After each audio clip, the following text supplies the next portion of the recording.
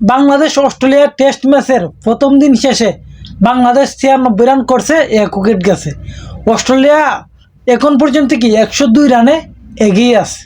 মানে আগামীকাল লাইমা দেখা যাবে যে বাংলাদেশে কত রান করতে পারবে। আগামীকাল পুরা দিন খেলতে পারলে তো রান 300 350 রান আইবার সম্ভাবনা আছে সর্বমোট। আর বাংলাদেশের ব্যাটিং তানজিদ তামিমে করছে 32 রান, মমিনুলকে 35, আর তোমার হলো সাদমান ইসলাম 30 বলে 20। মানে সাদমান ইসলাম রে আমি আজ পর্যন্ত দেখলাম না যে একটা ভালো একটা ইনিংস খেলতে। টেস্ট খেললে আইতেছিল অনেক দিন ধরিয়া, কিন্তু আজ পর্যন্ত কি দেখলাম না ভালো একটা ইনিংস খেলতে। খালি খেলতেই দেখি তারে, টেস্ট স্কোয়াড অল টাইম তাকে দেখি, কিন্তু ভালো করতে পারে না।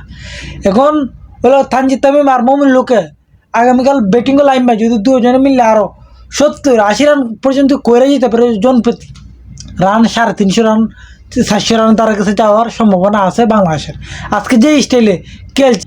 কিন্তু বাংলাদেশে যেভাবে ব্যাটিং করতেছে এখন, সেইভাবে যদি ব্যাটিং করে যাইতে পারে তাহলে তো রান 300-350 রান অনায়াসে করে পারতে হবে আগামীকাল পুরো দিন খেলতে পারলে। এখন আগামীকাল সেম ধরনের ব্যাটিং করতে পারলে তো বাংলাদেশের জন্য ভালো, কারণ অস্ট্রেলিয়া 102 রানে এগিয়ে আছে। আর যে স্টাইলে খেলা চলতেছে সেম স্টাইলে যদি খেলা চলে তাহলে মনে হয় প্রথম টেস্ট ম্যাচ জিততে যাইতেছে বাংলাদেশ। এখন খালি দেখার বাকি যদি ঠিকঠাক মতন সব কিছু চলে, যেভাবে বোলিং চলছে বাংলাদেশের, ব্যাটিং যেভাবে চলতেছে সেম লেভেলে চললে প্রথম টেস্ট জিততে যাইতেছে অস্ট্রেলিয়ার সাথে বাংলাদেশ। সেটা এখন দেখার অপেক্ষায় আছে আমরা সবাই। আপনারা সবাই কী বলেন